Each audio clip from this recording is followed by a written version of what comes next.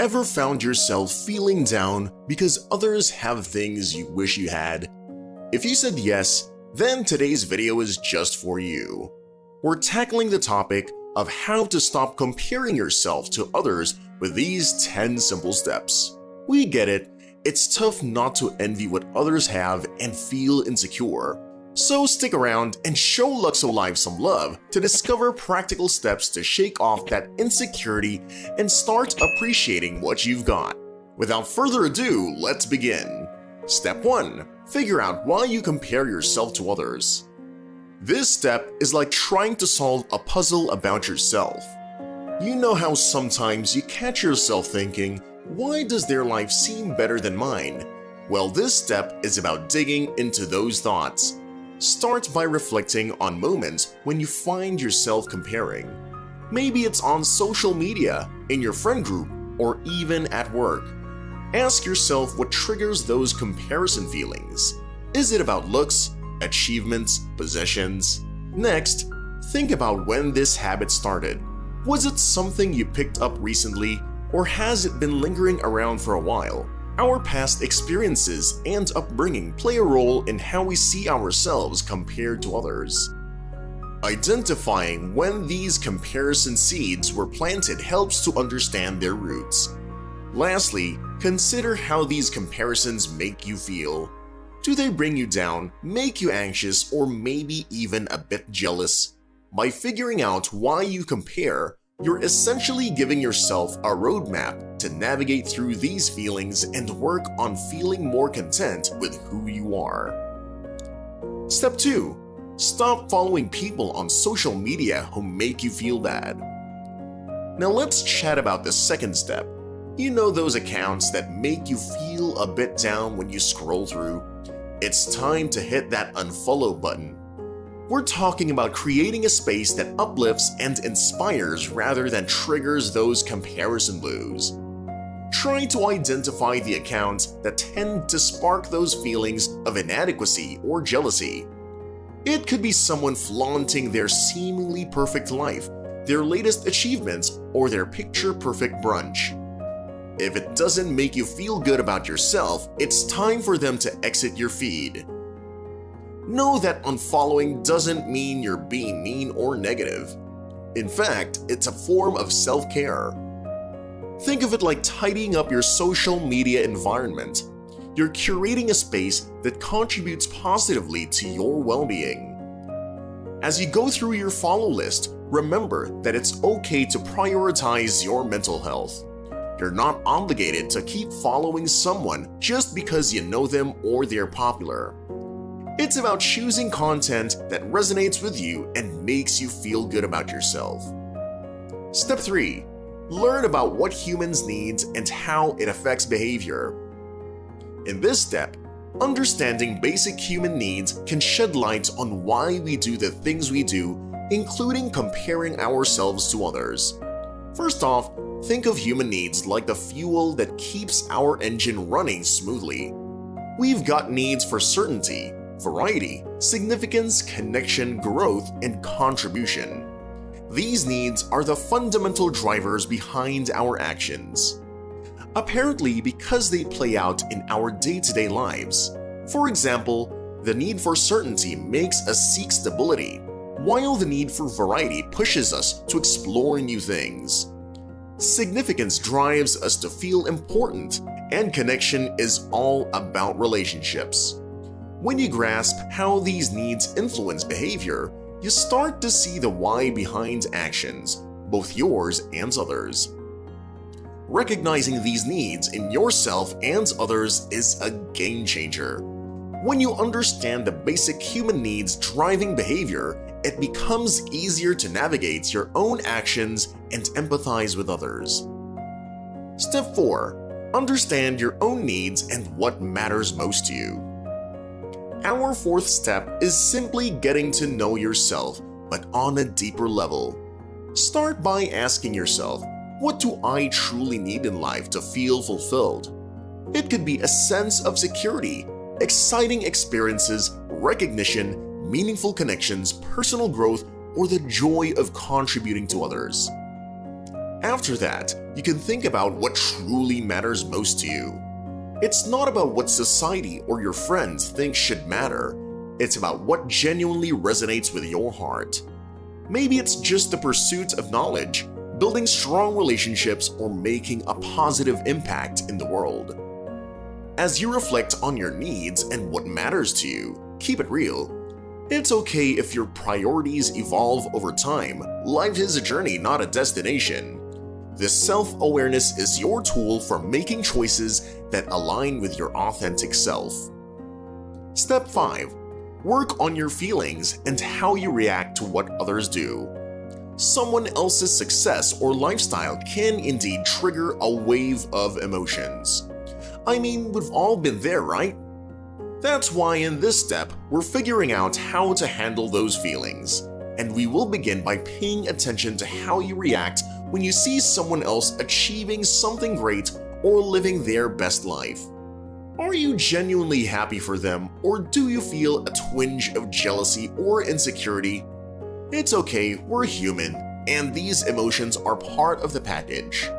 This step is about being real with yourself and acknowledging those feelings without judgment. Next, think about how you want to react. Do you want to continue feeling that sting of comparison, or do you want to shift towards a more positive response? It's like choosing your emotional adventure. By being aware of your reactions, you gain the power to redirect them. This isn't about suppressing feelings, but understanding them and choosing how to respond constructively. Now consider practicing gratitude when you catch yourself in a comparison trap. Instead of dwelling on what you lack, focus on what you have. It's like flipping the script on your emotions.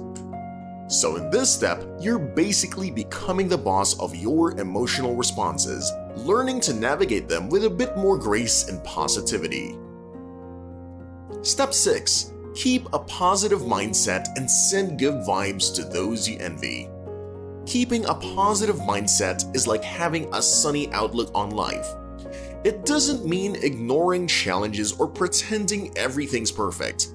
It's about approaching situations with a constructive and hopeful attitude. So instead of letting envy brew, try sending some good vibes towards the person you're feeling envious of.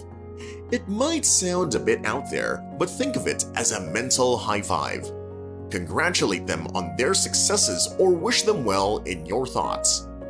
It's a small yet powerful way to shift from negative to positive energy. Now let's be real, it's not about suppressing your feelings or faking enthusiasm. It's about genuinely wishing others well and recognizing that their success doesn't diminish yours. By doing this, you're creating a cycle of positivity that can uplift not just you but those around you.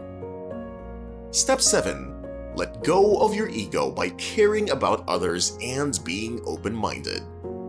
Think of this step as decluttering your mental space and making room for a more compassionate and understanding mindset.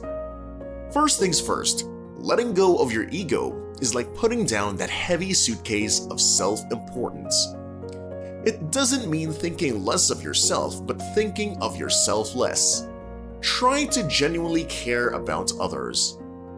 Take a moment to consider their perspectives, feelings, and experiences. It's like opening a window to let fresh air into your mindset. Next, being open-minded is like having a flexible mindset. It bends but doesn't break. So instead of holding on tightly to your own beliefs and judgments, try to see things from different angles. This doesn't mean you have to agree with everyone, but it's about being willing to understand where they're coming from. Step 8. Use comparison as a push to improve yourself. Before diving deeper into this step, it's crucial to understand that not all comparisons are harmful. Sometimes seeing what others have achieved can light a fire under you. It's like turning envy into inspiration. Try to use those moments of comparison as a benchmark. See them as indicators of areas where you could step up your game. Identify specific aspects that you admire in others and set realistic goals to improve those areas in your life. When you're using comparison as a push to improve, it's also crucial to keep it healthy. Avoid unrealistic standards or trying to become someone you're not. This isn't about cloning someone else's life, it's about using their achievements as a source of motivation for your unique journey. Think of it as a friendly nudge from the universe encouraging you to tap into your untapped potential.